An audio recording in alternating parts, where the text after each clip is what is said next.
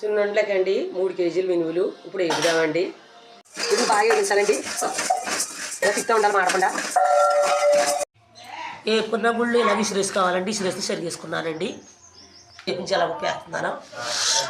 ఈ 2 కలిపి ఆడించుకోవాలి. ఆడించుకున్న పిండి అండి ఇది.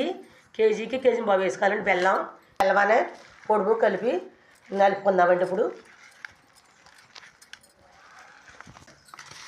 కొబ్బరి 2 కలుసుకోవాలండి. నేను ఎలా చేస్తానండి, కొంతమంది మిక్సీలో కూడా వేసుకుంటారు.